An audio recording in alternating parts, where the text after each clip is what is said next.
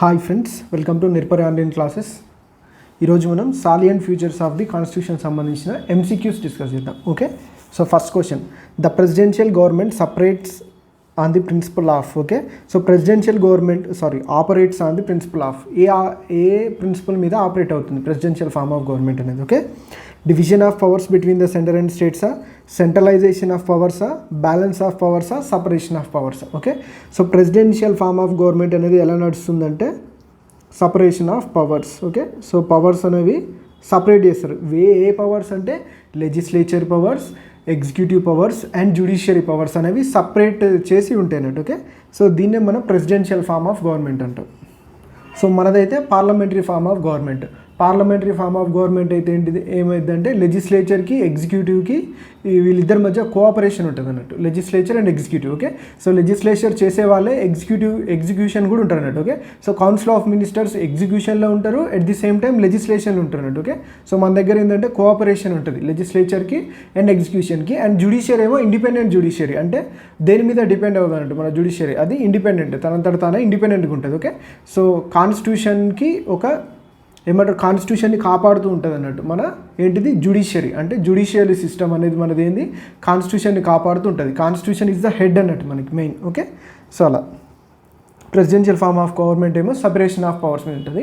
ఇంకొకటి federal government ఉంటుంది. Federal government ఏమో డిస్ట్రిబ్యూషన్ ఆఫ్ పవర్స్, అంటే సెంటర్కి కొన్ని స్టేట్కి కొన్ని పవర్స్ డిస్ట్రిబ్యూట్ చేస్తారు. మన షెడ్యూల్ 7లో చెప్పుకున్నాం మనం. షెడ్యూల్ 7లో ఏముంటాయి డిస్ట్రిబ్యూషన్ ఆఫ్ పవర్స్, అంటే పవర్స్ అనేవి డిస్ట్రిబ్యూట్ చేస్తాం మనం. స్టేట్కి ఏ పవర్స్ ఉండాలి, సెంట్రల్కి ఏ పవర్ ఉండాలి, ఇవి రెండు కాకుండా కంకరెంట్ లిస్ట్ అని ఉంటుంది ఒకటి. సెంట్రల్ కాకుండా స్టేట్ కాకుండా కంకరెంట్ లిస్ట్ ఉంటుంది. ఓకే, సో దాంట్లో స్టేట్ గవర్నమెంట్ చట్టాలు చేయొచ్చు అండ్ సెంట్రల్ గవర్నమెంట్ చట్టాలు చేయొచ్చు అన్నట్టు. ఓకే, సో అది next match list 1 with the list 2 and select the correct answer from the codes given the below the list అంటుండు.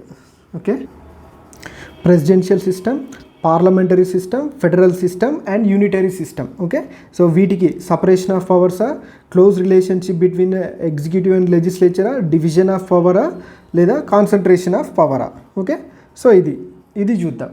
ఓకే, సో ఇక్కడ చూడండి, ప్రెసిడెన్షియల్ సిస్టమ్ అంటే ఆల్రెడీ ఇప్పుడే వచ్చింది ఏంటిది, ఇది separation of powers. Parliamentary system అంటే ఏంటిది close relationship between the executive and legislature, ఇప్పుడే చెప్పుకున్నాం మనం. ఓకే, సో ఫెడరల్ సిస్టమ్ అంటే ఏంటిది డివిజన్ ఆఫ్ పవర్స్. డివిజన్ అన్న అది డిస్ట్రిబ్యూషన్ అన్న ఒకటే కదా. ఓకే, యూనిటరీ సిస్టమ్ అంటే ఏంటిది కాన్సన్ట్రేషన్ ఆఫ్ పవర్. యూనిటరీ సిస్టంలో ఏముంటుందంటే పవర్ మొత్తం సెంట్రల్ గవర్నమెంట్ మీదనే ఉంటుంది అంటే స్టేట్ గవర్నమెంట్కి ఎలాంటి పవర్స్ ఉండవు. అప్పుడు యూనిటరీ సిస్టమ్ అంటే ఏంటిది ఓన్లీ స్ట్రాంగ్ సెంటర్ ఉంటుంది. ఓకే, సో ఎక్కువ మనం ఇది ఎక్కడ చూడొచ్చు అంటే యూనిటరీ సిస్టమ్ అనేది కెనడా నుంచి చూస్తాం అన్నట్టు. ఓకే, సో కెనడాలో ఉంటుంది ఎక్కడ యూనిటరీ ఫార్మ్ ఆఫ్ గవర్నమెంట్ అని అంటాం. ఓకే, సో మనం యూనిటరీ ఫ్యూచర్స్ మొత్తం ఎక్కడి నుంచి తీసుకున్నాం అంటే మనం కెనడియన్ కాన్స్టిట్యూషన్ నుంచి తీసుకుంటాం, అంటే గవర్నర్ని అపాయింట్ చేయడం. ఓకే, సో ఉంటాయిగా ఇవన్నీ యూనిటరీ ఫార్మ్ ఆఫ్ గవర్నమెంట్ లక్షణాలు అన్నట్టు. ఓకే, సో ఆప్షన్స్ ఏమున్నాయి మనకి 1 2 3 4 ఉంది కదా.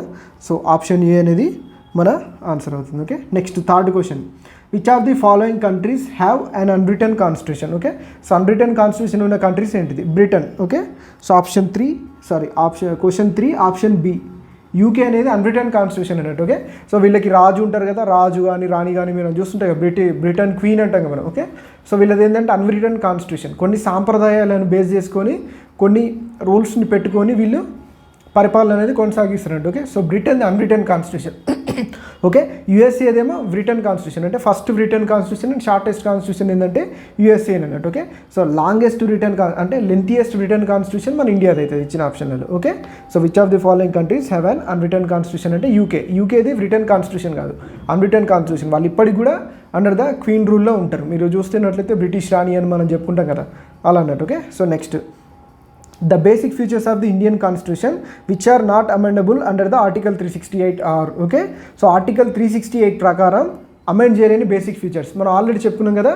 మనం ఆర్టికల్ 368 ప్రకారం మన కాన్స్టిట్యూషన్ని మనం అమెండ్ చేసుకోవచ్చు. ఎలా అంటే 3 విధాలు ఉంటుంది. ఒకటి simple majority, special majority and special majority with the ratification of states. Okay, so half of the states ratify చేయాలంటే. Okay, simple majority, special majority and special majority with the half of the states, అంటే 3 విధాలుగా మనం మన రాజ్యాంగాన్ని మనం modify చేసుకోవచ్చు లేదా amend చేసుకోవచ్చు. ఓకే, సో ఇది ఆర్టికల్ 368 ప్రకారం. Okay, sovereignty, territorial integrity, federal system and judicial review.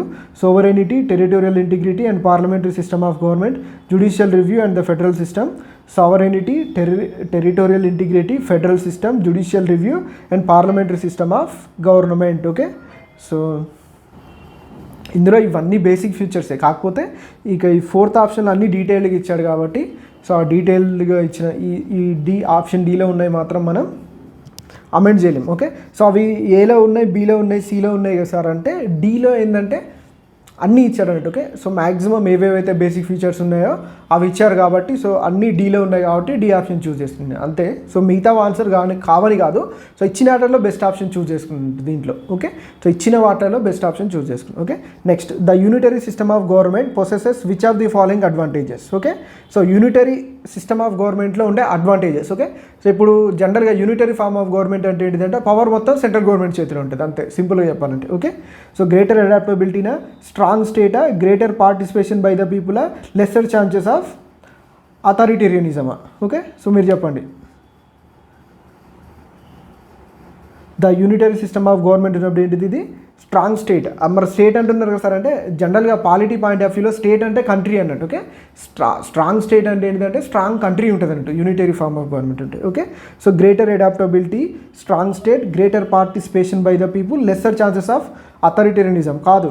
So unitary form of government ఉంటే అథారిటేరియనిజం పెరగడానికి ఛాన్స్ ఉంటుంది అంతే కదా. ఇప్పుడు సెంట్రల్ గవర్నమెంటే పవర్ అయినప్పుడు సెంట్రల్ గవర్నమెంట్ అథారిటీ ఎక్కువ ఉంటుంది కానీ తక్కువ ఉంటుందా, ఉండదు కదా. ఇప్పుడు స్టేట్ గవర్నమెంట్లకి సెంట్రల్ గవర్నమెంట్ పవర్ ఉంది కాబట్టి సెంట్రల్ గవర్నమెంట్ మన మీద అంత ఈజీగా పెత్తనం చెలాయించలేకపోతుంది అంతేనా కదా.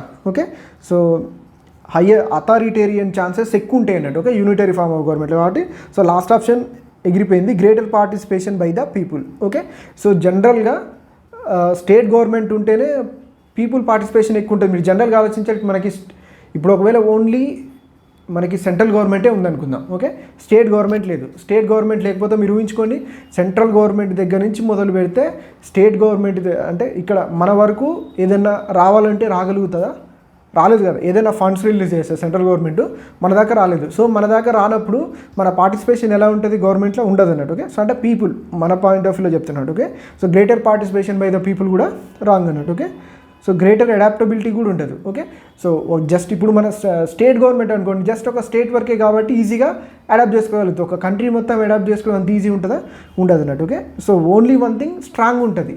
ఎందుకు స్ట్రాంగ్ ఉంటుంది అంటే సింగిల్ డెసిషన్ కదా. సో ఇప్పుడు ఒక ప్రెసిడెంట్ ఉన్నాడు, ఇప్పుడు ఆయన నియంతలాగా పరిపాలించవచ్చు ప్రెసిడెంట్ అయితే. ఓకే, సో నియంతలాగా ఆయన ఏదనుకుంటే అదే చేయొచ్చు అంతేనే కదా. ఇప్పుడు యూనిటరీ ఫార్మ్ ఆఫ్ గవర్నమెంట్ ఉంటే అంతే కదా. ఇప్పుడు సెంట్రల్ గవర్నమెంట్ ఏదనుకుంటే అది చేయొచ్చు. కానీ ఇప్పుడు స్టేట్ గవర్నమెంట్ ఉందనుకోండి, కొన్ని రిస్ట్రిక్షన్స్ ఉంటాయి, అన్నీ చేయగలుగుతుంది కానీ అన్నీ చేయలేదు. ఓకే, మనకు స్టేట్ లిస్ట్ ఉంది, స్టేట్ లిస్ట్లో మనకు కొన్ని అధికారాలు ఉన్నాయి. ఇప్పుడు ఆల్రెడీ గొడవలు జరుగుతూనే ఉంటాయి అన్నట్టు స్టేట్ మీద. ఇప్పటికీ మన తెలంగాణలో చూసుకుంటే సీఎం కేసీఆర్ గారు ఇప్పుడు కేంద్ర ప్రభుత్వాన్ని విమర్శిస్తూనే ఉంటాడు అన్నట్టు. ఓకే, సో కేంద్ర ప్రభుత్వం రాష్ట్ర ప్రభుత్వం యొక్క హక్కులను కాలరాస్తుంది అని. ఎందుకోసం అంటే ఇందుకోసమే. ఓకే, సో అంత ఈజీగా స్టేట్లోకి రాలేరు, ఏది మన ఫెడరల్ సిస్టంలో. ఓకే, సో కానీ యూనిటరీ సిస్టంలో అయితే మాత్రం సో సెంట్రల్ గవర్నమెంట్ ఏదనుకుంటే చేయొచ్చు కాబట్టి స్ట్రాంగ్ స్టేట్ అన్నట్టు. ఓకే, ఇక్కడ స్టేట్ మీన్స్ కంట్రీ అన్నట్టు. ఓకే, సో మనకి ఎప్పుడైనా సరే పాలిటీలో స్టేట్ అంటే కంట్రీ, అదర్ దెన్ వాళ్ళు స్టేట్ అని మెన్షన్ చేయనంత వరకు స్టేట్ అంటే స్ట్రాంగ్ స్టేట్ అంటే రాజ్యం అన్నట్టు. ఎగ్జాక్ట్గా చెప్పాలంటే స్టేట్ అంటే రాజ్యం, ఒక బలమైన రాజ్యం ఏర్పడుతుంది. అది మాత్రం కరెక్టే యూనిటరీ ఫార్మ్ ఆఫ్ గవర్నమెంట్లో. Okay, next which of the following countries enjoys a federal form of government. Okay, so కింద ఇచ్చిన వాటిల్లో ఫెడరల్ ఫార్మ్ ఆఫ్ గవర్నమెంట్ని ఎంజాయ్ చేసే కంట్రీ ఏది అంటున్నారు. ఓకే, సో ఏంటిదంటే USA, united states of America. పేరులోనే ఉంది చూడండి, ఈ స్టేట్స్ అన్ని యునైట్గా అయిపోయినట్టు. అమెరికాలో ఉన్న స్టేట్స్ అన్ని యునైటెడ్ అయిపోతేనే అదేమవుతుంది ఫెడరల్ ఫార్మ్ ఆఫ్ గవర్నమెంట్. అంటే ఫెడరలిజం అంటే ఏంటిది, వాళ్ళందరూ కలిసి స్టేట్స్ అన్ని కలిసి అగ్రిమెంట్ చేసుకొని ఒక యూనిట్గా ఏర్పడమే ఫెడరల్ అన్నట్టు, ఫెడరల్ స్ట్రక్చర్ అన్నట్టు. ఓకే, సో కానీ మన ఇండియా అలా కాదు. ఇండియా అనేది మనం ఏం చెప్తాం, యూనియన్ ఆఫ్ స్టేట్స్ అంటాం మనం. ఓకే, యూనియన్ ఆఫ్ స్టేట్స్ అంటాం కానీ ఫెడరేషన్ ఆఫ్ స్టేట్స్ అన్నాం. ఇప్పుడు జనరల్గా మీరు పార్టీలు చూసుకుంటే ఇప్పుడు సిపిఎం తరపున ఇప్పుడు కార్మిక సంఘాలు ఉంటాయి కదా. సో కార్మిక సంఘాలు అన్నీ కలిసి ఒక ఫెడరేషన్ ఏర్పడతాయి. ఒక ఫెడరేషన్ అనేది ఏంటిది, ఇవన్నీ కలిసి ఏర్పడిన ఫెడరేషన్, వాళ్ళు ఒక అగ్రిమెంట్తో ఏర్పరచుకున్న ఫెడరేషన్. ఓకే, సో వద్దనుకుంటే విడిపోవచ్చు అంతేనే కదా. ఫెడరేషన్ నుంచి వద్దనుకుంటే బయటికి రావచ్చు.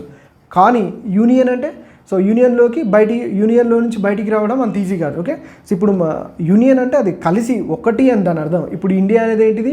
Union of states. Okay, so article 1 మనకి ఏం చెప్పుద్ది అంటే ఇదే చెప్పుద్ది అన్నట్టు. ఏంటిది? India is union of states అంటుంది. ఫెడరేషన్ ఆఫ్ స్టేట్స్ అనేది ఎక్కడ? ఫెడరేషన్ అనే వర్డే మన కాన్స్టిట్యూషన్లో ఉంటుంది అన్నట్టు. Okay, so union.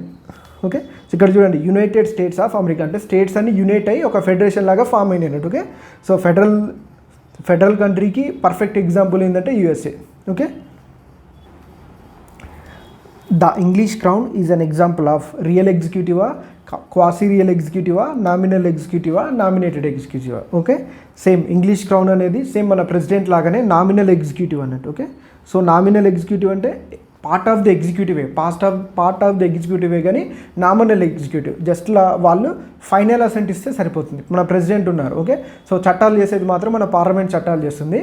సో దానికి అసెంట్ ఇచ్చేది మాత్రం ప్రెసిడెంట్ అన్నట్టు. ఓకే, సో నామినల్ ఎగ్జిక్యూటివ్ అన్నట్టు. ప్రెసిడెంట్ అయినా కానీ ఇంగ్లీష్ క్రౌన్ అయినా కానీ నామినల్ ఎగ్జిక్యూటివ్. రియల్ ఎగ్జిక్యూటివ్ అంటే రియల్గా ఎవరైతే ఎగ్జిక్యూటివ్లో పాల్గొంటారో వాళ్ళని రియల్ ఎగ్జిక్యూటివ్ అంటారు. Okay, the declaration the democracy is a government of the people by the people for the people was made by ఎవరు? Abraham Lincoln. ఇది మనందరికీ తెలిసి. Okay, next what is Gandhi's definition of Ramraj? Okay, so రామరాజ్యం అంటాం మనం. Okay, so రామరాజ్యం Gandhi definition ప్రకారం రామరాజ్యం అంటే ఏంటిది? sovereignty of the people based on pure moral authority na, the rule as it was during the time of Ramana, the greatest good of Allah, the absolute power concentrated in the hands of a king. Okay, so ఏంటిది గాంధీ ప్రకారం రామరాజ్యం అంటే ఏంటిది? Okay, so రామరాజ్యం అంటే ఏంటిది? రాముడు ఎలా పరిపాలించేవాడు? మోరల్స్తోని, అంతే కదా. ఓకే, రామరాజ్యం అంటే దాని ఏంటిది? మోరల్ వాల్యూస్ ఎక్కువ ఉండడం. ఓకే, సో అట్లా తండ్రికి ఇచ్చిన మాట కోసం వనవాసం వెళ్ళడం ఇలా. సో మోరల్ వాల్యూస్తోని ఉండడమే రామరాజ్యం అంటే. Okay, sovereignty of the people based on the pure moral authority. Okay, so moral authority ఉండడమే రామరాజ్యం అన్నట్టు. ఓకే, సో గాంధీ ప్రకారం రామరాజ్యం అంటే ఏంటిది? Moral authority. Okay, the most essential future of the parliamentary form of government is. Okay, so ఇలా పెడతాను చూడండి, మీ అందరికీ ఈజీగా కనిపిస్తుంది.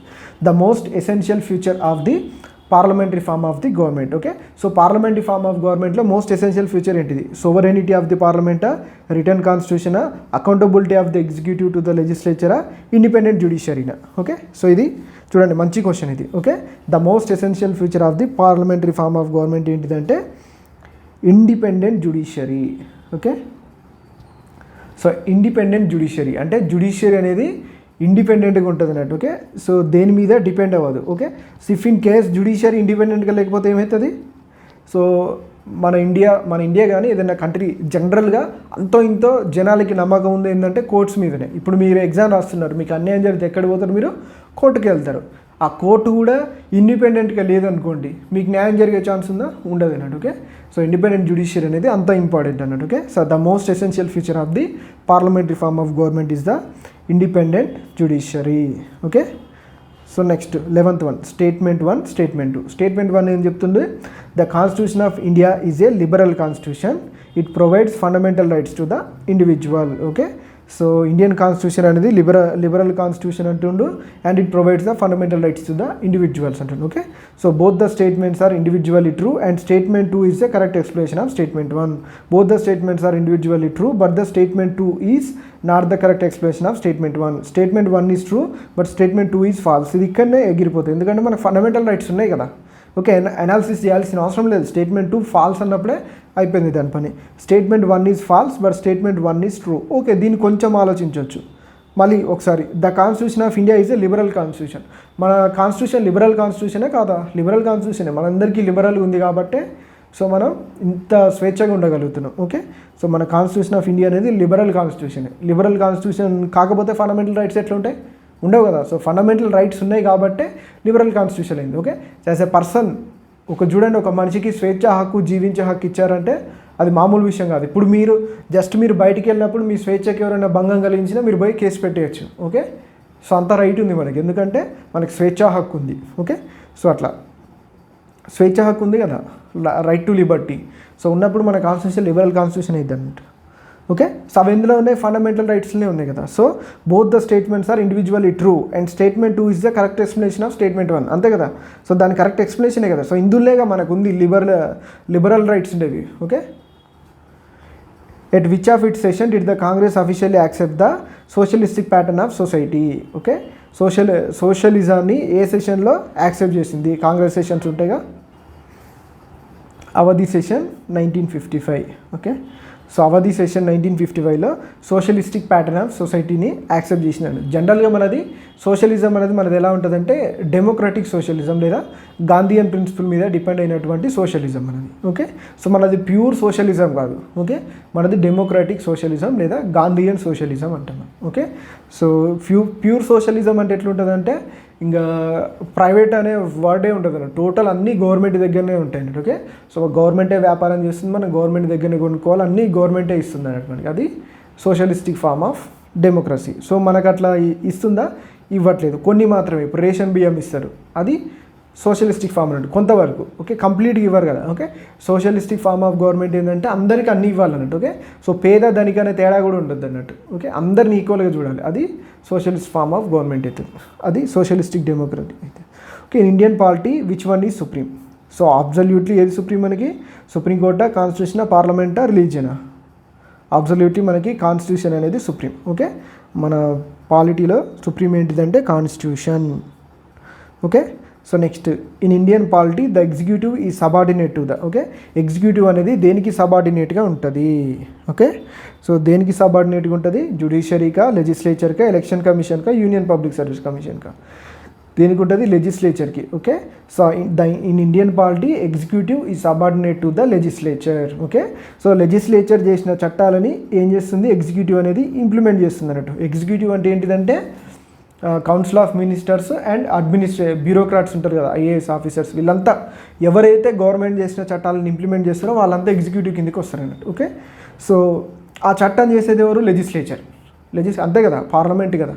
ఓకే, లెజిస్లేచర్, స్టేట్ లెజిస్లేచర్ కానీ పార్లమెంట్ కానీ సెంట్రల్ లెజిస్లేచర్ కానీ చట్టాలు చేసినట్టు. ఓకే, సో ఈ చట్టాలని ఇంప్లిమెంట్ చేసేది ఎగ్జిక్యూటివ్ కాబట్టి, సో లెజిస్లేచర్కి సబార్డినేట్గా ఏముంటుంది? ఎగ్జిక్యూటివ్ ఉంటుంది. Okay, which of the following statements about the federal system in India are correct? Okay, so ఇండియాకి సంబంధించిన స్టేట్మెంట్స్లో ఫెడరల్ సిస్టమ్కి కరెక్ట్ అయిన స్టేట్మెంట్స్ ఏంటివి అని అడుగుతాం. Okay, the constitution introduces a federal system as the basic structure of the government. There is a strong admixture of a unitary bias. Both the union and state legislatures are sovereign. The legislative, financial and judicial powers have been divided between the union and its units. Okay, so మనం ఏం చెప్పుకున్నాం?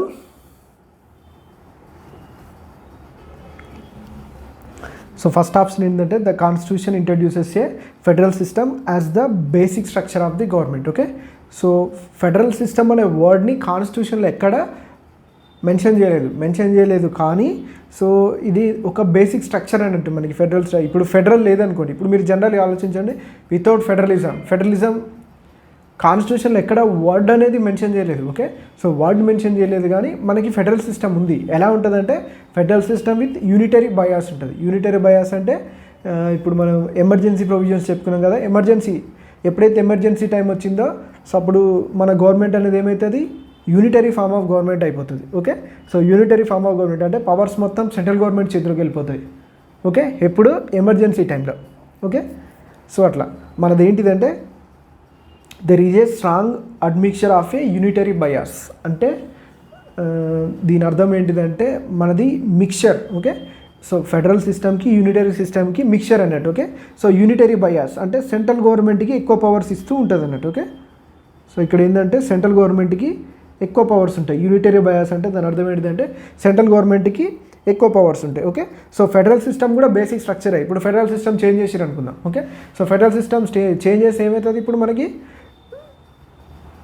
Total federal system change చేస్తే ఏమవుతుంది? Central government power ఎక్కువైతే మన మీద. So అలా change చేయడానికి ఉండదు కదా. సో ఫెడరల్ సిస్టమ్ అనేది మనకు ఉంది కానీ ఫెడరల్ అనే వర్డ్ కాన్స్టిట్యూషన్లో ఎక్కడ రాయలేదని చెప్తున్నాను నేను. ఓకే, సో ఫెడరల్ అనే వర్డ్ అనేది కాన్స్టిట్యూషన్లో ఎక్కడ లేదు కానీ ఫెడరల్ సిస్టమ్ ఉంది. మనం ఫాలో అయ్యేది ఏంటంటే ఫెడరల్ సిస్టమ్. ఓకే, సో దీన్ని మన క్వాసీ ఫెడరల్ అని కూడా అంటారు, quasi federal.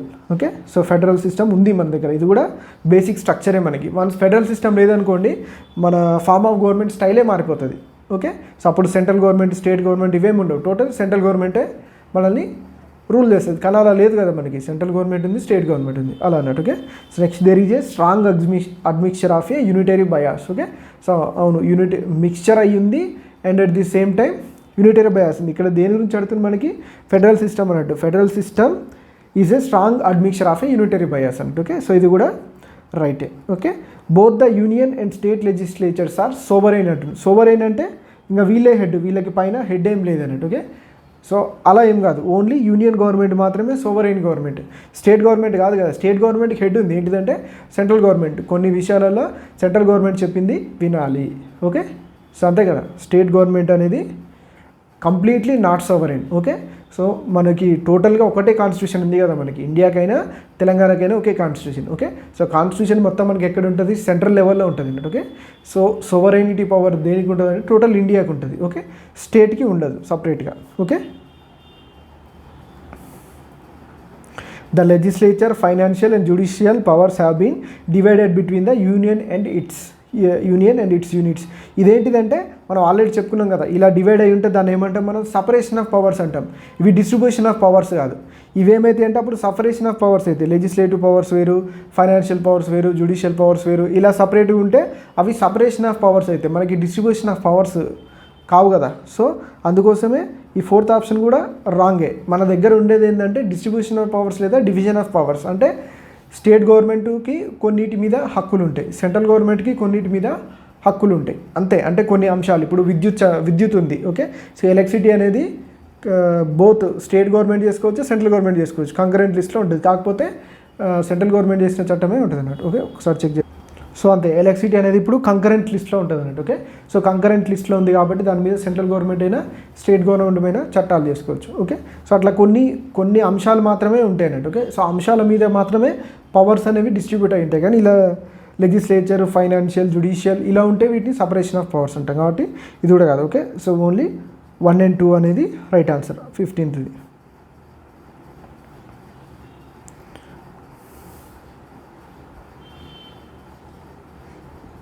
Next 16th one. Who among the following gave the following statement about the Indian Constitution? Indian Constitution strikes a good balance between the extreme rigidity and too much flexibility.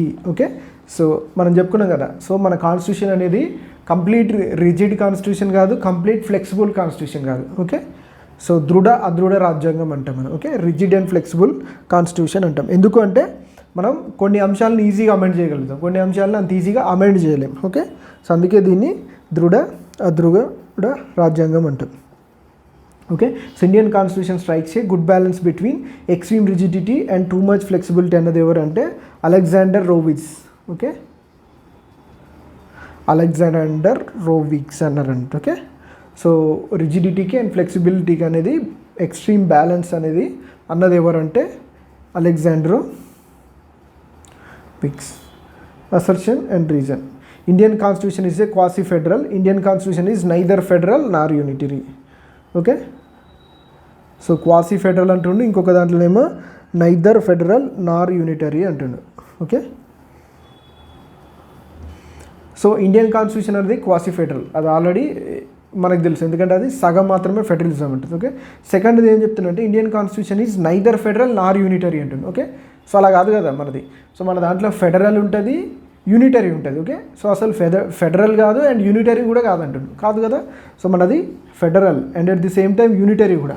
Okay, so both mix అయి ఉంటుంది, federal and unitary mix అయి ఉంటుంది అన్నట్టు. Okay, so Indian constitution is quasi federal మాత్రం కరెక్టే. ఎవరంటారు ఇదంటే KC wear అనే ఆయన అంటాడు, ఇండియన్ కాన్స్టిట్యూషన్ అనేది క్వాసీ ఫెడరల్. ఆయన అనకపోయినా కూడా అది అదన్నట్టు, మన దగ్గర సగం ఫెడరలిజం మాత్రమే ఉంటుంది, కంప్లీట్గా ఉండదు. ఓకే, సో ఇట్లా యూనిటరీ బయాస్ అంటే సెంట్రల్ గవర్నమెంట్కి ఎక్కువ పవర్స్ ఇస్తూ స్టేట్ గవర్నమెంట్కి కూడా పవర్స్ ఉంటాయి. Okay, so both A and R true and R is the correct expression కాదు, both A and R true అంటుండు కాదు, A is true but R is fault, ఇది రైట్.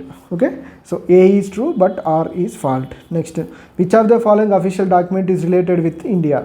వైట్ పేపరా, గ్రీన్ పేపరా, ఎల్లో బుక్కా, బ్లూ బుక్కా? ఏంటిది వైట్ పేపర్, శ్వేతపత్రం అంటాం కదా. Okay, so government official information కోసం శ్వేతపత్రం రిలీజ్ చేయాలంటాం కదా, అట్లా అంటారు. Okay, so white paper official డాక్యుమెంట్ని మనం వైట్ పేపర్ అంటాం. Which one of the following is a basic feature of the presidential government. Okay, so presidential form of గవర్నమెంట్లో బేసిక్ ఫీచర్ ఏంటిది? రిజిడ్ కాన్స్టిట్యూషనా, సింగిల్ ఎగ్జిక్యూటివా, సుప్రమసీ ఆఫ్ ద లెజిస్లేచరా, residual powers of the స్టేట్సా? ఏంటిది? Single executive. Okay, presidential form of గవర్నమెంట్లో ఎవరు ఉంటారు? President ఉంటాడు కదా. ఓకే, సో ఆయనే ఎగ్జిక్యూట్ చేస్తుంటారు అన్నట్టు. Okay, so presidential form of గవర్నమెంట్లో ఉన్నటువంటి బేసిక్ ఫీచర్ ఏంటిదంటే single executive. Okay, rigid constitution అంటే జనరల్గా దాన్ని అమెండ్ చేయడం అంత ఈజీ కాదన్నట్టు. అంత ఈజీ కాకపోతే దాన్ని ఏమంటామని రిజిడ్ కాన్స్టిట్యూషన్ అంటాం. సింగిల్ ఎగ్జిక్యూటివ్ అంటే ఓన్లీ వన్ పర్సన్ ఎగ్జిక్యూట్ చేస్తారు. ఎవరంటే ప్రెసిడెంట్ చేస్తారు. అది ఎక్కడంటే ప్రెసిడెన్షియల్ ఫార్మ్ ఆఫ్ గవర్నమెంట్లో ఉంటుంది. సో మన గవర్నమెంట్లో అలా కాదు. మన దగ్గర కౌన్సిల్ ఆఫ్ మినిస్టర్స్ అందరూ రెస్పాన్సిబుల్ అవుతారు ఎగ్జిక్యూటివ్కి. ఓకే, సో కానీ ఇక్కడైతే ఓన్లీ ప్రెసిడెంట్ మాత్రమే ఎగ్జిక్యూటివ్ అన్నట్టు ప్రెసిడెన్షియల్ ఫార్మ్ ఆఫ్ గవర్నమెంట్లో. సుప్రీమసీ ఆఫ్ ది లెజిస్లేచర్ అంటే లెజిస్లేచరే సుప్రీం ఉండాలన్నట్టు. ఓకే, సో అలా కాదు. ఇక్కడ కూడా ఇండిపెండెంట్ జ్యుడిషియరీ ఉంటుంది. ప్రెసిడెంట్ ఫార్మ్ ఆఫ్ గవర్నమెంట్లో కూడా ఇండిపెండెంట్ జ్యుడిషియరీ ఉంటుంది. జ్యుడిషియరీ ఎవరి మీద డిపెండ్ అవ్వదు. సేమ్ యూఎస్ఏ నుంచే తీసుకున్నాం మనం యాక్చువల్గా. యూఎస్ఏలో ఏంటిది? ప్రెసిడెన్షియల్ ఫార్మ్ ఆఫ్ గవర్నమెంట్ ఉంటుంది కదా. ఓకే, సో అక్కడ నుంచే మనం ఇండిపెండెంట్ జ్యుడిషియరీ కూడా తీసుకోవడం జరుగుతుంది. Okay, residual powers of the states. Next, the cardinal features of political system in India are. Okay, so ఇండియాలో ఉన్నటువంటి పొలిటికల్ సిస్టమ్ యొక్క కార్డినల్ ఫ్యూచర్స్ ఏంటిది? ఇట్ ఈస్ ఏ డెమోక్రటిక్ రిపబ్లికా, it has a parliamentary form of గవర్నమెంటా, supreme power vests in the people of India, it provides for a unified అథారిటీనా. Okay, cardinal features of political system in India. Okay, ఏముంది చూడండి, options చూడండి. Democratic republic అంటే democratic రిపబ్లికే. It has a parliamentary form of government అంటే parliamentary form of గవర్నమెంటే. Supreme power vests in the people of India. మనం కాన్స్టిట్యూషన్లో ఇచ్చాం కదా supreme power, we the people of India అని స్టార్టింగ్లో ఉంటుంది కదా. ఓకే, సో సోలమ్లీ అని. ఓకే, సుప్రీం పవర్ ఎవరంటే పీపులే. It provides for a unified authority. Okay, so unified authority కూడా ఉంటుంది. యూనిఫైడ్ అంటే ఏంటిది? ఇక్కడ ఒకే రకమైన. Okay, so unified authority. So ఇవన్నీ ఉన్నాయి కాబట్టి ఆల్ ఆఫ్ దీస్ అనేది మన ఆన్సర్ అవుతుంది. Okay, next, where was the concept of written constitution first born? ఎక్కడంటే యూఎస్ఏ. ఫస్ట్ రిటర్న్ కాన్స్టిట్యూషన్ అంటే యూఎస్ఏనే. ఓకే, సో రిటర్న్ కాన్స్టిట్యూషన్ అనే కాన్సెప్ట్ ఎక్కడ తీసుకున్నా యూఎస్ఏ. బ్రిటన్ ఏమో unwritten constitution. Okay, where was the first parliamentary form of government form? ఎక్కడంటే Britain. Parliamentary form of government అనగానే మనకు గుర్తుకు రావాల్సింది ఏంటిదంటే Britain. Okay, so parliamentary form of, దీన్నే mother of parliaments of the world అని కూడా అంటారు బ్రిటన్ని. ఓకే, సో బ్రిటన్లోని వెస్ట్ మినిస్టర్ ప్యాలెస్ అని ఉంటుంది. వెస్ట్ మినిస్టర్ అనే ప్లేస్లో మనకి బ్రిటన్ పార్లమెంట్ ఉంటుంది. Okay, so parliamentary form of government అన్నిటిని వెస్ట్ మినిస్టర్ మోడల్ అంటాం. ఓకే, సో మన రాజ్యాంగంలో పొలిటికల్ స్ట్రక్చర్ అంతా మనం ఎక్కడ నుంచి తీసుకున్నాం? బ్రిటన్ కాన్స్టిట్యూషన్ నుంచి తీసుకున్నాం. ఓకే, ఫిలాసాఫికల్ స్ట్రక్చర్ ఏమో యుఎస్ఏ అండ్ ఐర్లాండ్ కాన్స్టిట్యూషన్ నుంచి తీసుకుంటాం. ఏంటిది? Fundamental rights and DPSP. Okay, అట్లా. స్ట్రక్చరల్ పార్ట్ ఏమో గవర్నమెంట్ ఆఫ్ ఇండియా యాక్ట్ 1935 నుంచి తీసుకుంటాం. అంటే అది ఏ విధంగా స్ట్రక్చర్ ఉందో ఆ విధంగా తీసుకుంటాం. గవర్నమెంట్ ఆఫ్ ఇండియా యాక్ట్ 1935 మనం ఏమంటాం? Blue print of Indian constitution అంటాం. Okay, who called Indian federalism as the cooperative federalism? Okay, so ఇక్కడ ఉన్న కేసీ వేర్ ఉన్నాడు కదా, ఈయన ఏమన్నాడు? క్వాసీ ఫెడరల్ అన్నాడు. ఓకే, కోఆపరేటివ్ ఫెడరలిజం కాదు ఈయన అన్నది. ఏంటిదంటే క్వాసీ ఫెడరల్ అన్నాడు కేసీ వేర్. ఓకే, గుర్తుపెట్టుకునేది. కేసీ వేర్ ఏమన్నాడు? క్వాసీ ఫెడరల్ అన్నాడు. Who call Indian federalism as a cooperative federalism అన్నది ఎవరంటే జి ఆస్టిన్. ఓకే, ఎవరన్నారు? ఇండియన్ ఫెడరలిజాన్ని కోఆపరేటివ్ ఫెడరలిజం అన్నది ఎవరంటే G Austin. Okay, so Ivory Jennings ఏమన్నాడంటే న్యాయవాదుల స్వర్గం, ప్యారడైజ్ ఆఫ్ ది లాయర్స్ అన్నాడు మన constitution. Okay, so Paradise of lawyers, న్యాయవాదుల స్వర్గం. ఇండియన్ కాన్స్టిట్యూషన్ని ప్యారడైజ్ ఆఫ్ లాయర్స్ అనేది ఎవరంటే సర్ ఐవర్ జెన్నింగ్స్. ఓకే, సో ఈయన ఇంకోటి కూడా అంటాడు ఏంటంటే బ్యాగ్ ఆఫ్ బారోయింగ్స్, అరువు మూట అంటారు కదా. ఓకే, భారత రాజ్యాంగాన్ని అరువు మూట అన్నది ఎవరంటే ఆయన కూడా Ivory Jennings. Bag of borrowings ఎందుకంటే మనం డిఫరెంట్ కాన్స్టిట్యూషన్ నుంచి తీసుకున్నాం కదా. Okay, so bag of borrowings అన్నాడు. నెక్స్ట్ ప్యారడైజ్ ఆఫ్ లాయర్స్ అన్నాడు. ఓకే, సో అతుకుల బొంత అన్నది ఎవరు? ఓకే, అందమైన అతుకుల బొంత అనేది మాత్రం గ్రాన్విల్ ఆస్టిన్ అని అంటాడు. ఓకే, సో గ్రాన్విల్ ఆస్టిన్ అందమైన అతుకుల బొంత అంటాడంట. ఓకే, సో కేసీ వేరేమో క్వాసీ ఫెడరల్ అంటారు. ఓకే, సో జి ఆస్టిన్ ఏమో కోఆపరేటివ్ ఫెడరలిజం అన్నాడు. Okay, so G Austin. Okay, next 24th one, the constitution of India is. Okay, మన ఇండియన్ కాన్స్టిట్యూషన్ అనేది రిజిడా, ఫ్లెక్సిబులా, వెరీ రిజిడా, పార్ట్లీ రిజిడా, partly flexible. Okay, partly rigid and partly flexible. Okay, so మన భారత రాజ్యాంగం ఏంటిది అన్నట్టు దృఢ అదృఢ రాజ్యాంగం అన్నట్టు. ఓకే, సో కొంచెం దృఢంగా ఉంటుంది, కొంచెం ఫ్లెక్సిబుల్గా ఉంటుంది అన్నట్టు. ఓకే, సో కొన్నిటిని మార్చాలంటే మనం సింపుల్ మెజార్టీతోనే అమెండ్ చేయొచ్చు. కొన్నిటికైతే స్పెషల్ మెజార్టీ కావాలి, కొన్నిటికైతే special majority plus 50% of the states accept చేయాలి. ఓకే, సో అదేంటిదంటే partly rigid and partly flexible. Okay, so ఇవి ఈ 24 క్వశ్చన్స్. మ్యాక్సిమం ఇవి చూడడానికి 24 ఉన్నా కానీ మనం చాలా ఇన్ఫర్మేషన్ నేర్చుకున్నాం ఇందులో. సో మీకు సరిపోతుంది ఇది, మీకు ఈ సింగరేణి ఎగ్జామ్ వరకు అయితే మీకు ఈ సాలియెంట్ ఫ్యూచర్స్ అనేవి సరిపోతుంది. సో ఇలా ప్రతి చాప్టర్కి ఉన్నాయి మన దగ్గర. సో ఆల్రెడీ ఇంతకుముందుకు ఒక చాప్టర్ చేశాం కదా. So day to day maximum అన్ని చాప్టర్స్కి ఈ బిట్స్ ఎక్స్ప్లెయిన్ చేసుకుందాం. ఈ బిట్స్ మీరు కాన్సన్ట్రేటెడ్గా విన్నా కూడా మీకు మార్క్స్ వచ్చే ఛాన్సెస్ ఎక్కువ ఉన్నాయి. ఓకే, సో ఇది థ్యాంక్స్ ఫర్ వాచింగ్.